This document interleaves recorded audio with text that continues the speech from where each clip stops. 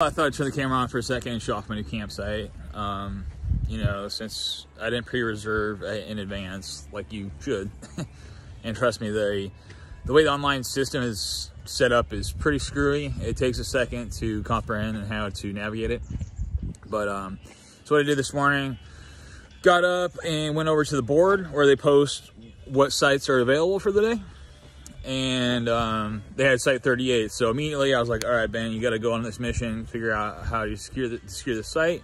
Didn't have any cash, so had to on hand. I mean, so I had to run up to the IGA and, you know, get a couple other things, you know, because I'm going to cook some, I don't know, something different today. Probably just more stir fry, but we'll see. And anyways, losing my train of thought here. Yeah, so I got back and basically, yeah, I just, you know, went to site 38 to see if it was still there, because, you know, it's first come, first served basis. Of course, somebody had reserved it, so I was like, oh, crap. And, you know, I've been having a blast out here, you know. It's been nice just to, like, reflect and, like, chill, you know. For the first time in, gosh, forever, you know, to actually have, because I wouldn't really consider quarantine chilling. That was like, okay, what's gonna happen next? What's next? You know, every day it was just like, you know, gosh, you know. So I really look back on that time period and it was just like, you know, I didn't take advantage of it, you know, as much as I should have. But then again, I had just moved back home, you know, started a new job and was just trying to figure things out in that regard, you know. So anyway, so yeah, it's been great here, and I just felt like I needed to do everything I could to stay here as long as possible. So yeah, so after trying to figuring out the site 38 wasn't available, I just kind of drove around and like looked for open, you know, non-reserved spots or whatever. I didn't see anything. So what I did is I went up to the board, and Heather, the park ranger, who I've kind of established a little bit of a repertoire with, was there, and she was on the computer, and I was like, oh, you know, I just had a couple questions because I noticed those HB1 and HB2 options where you can like hike into like a camping spot, which would be kind of up my alley. You know, that's cool. But she's like, oh, you know what? We just had like 10 people, 10 reservations cancel. I was like, excuse my language, but holy shit, are you serious? And she's like, yeah. So yeah, I only pulled out enough cash to pay for like, you know, one more night.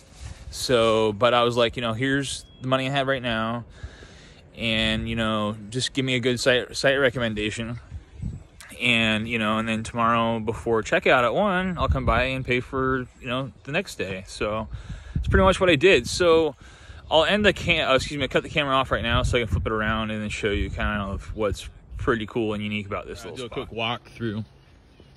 So you would be driving this way. I was parked over site 60 before, just over that way, close to the bathrooms. But as you can see, got my registration ticket, or, you know, payment ticket here at 39. And then you walk up, that's where you park your vehicle. Say Vic in the military, or at least in the Marines. And then what's super rad is the water's right over here, and I have yet to explore it yet, but there's trails that lead down there somewhere. I don't know if you can see it, but there's a boat out there right now here. And you can't really see it very well with my camera, at least from this viewpoint. And yeah, you know, it's nice and spacious. Probably set up my tent here. Honestly, I just got so wrapped up in my sculpting towards the end of last night that I was like, you know, screw trying to set up my tent, and I just crashed, you know, in the passenger side of my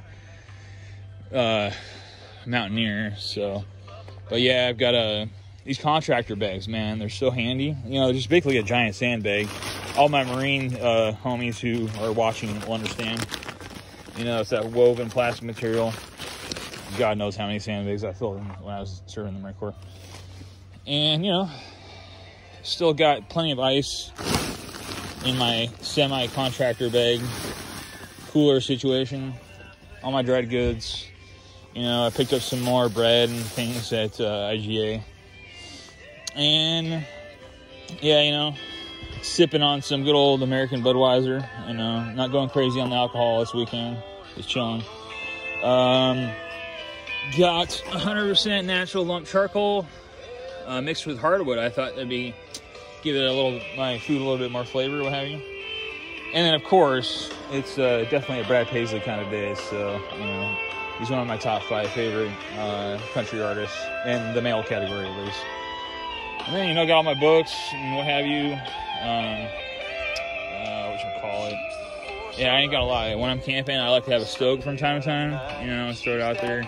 I know it's not good for you. It kills you. But, you know, it's whatever. Whatchamacallit. Yeah, and then, of course, the fireplace. So, yeah, it's pretty sweet little setup here.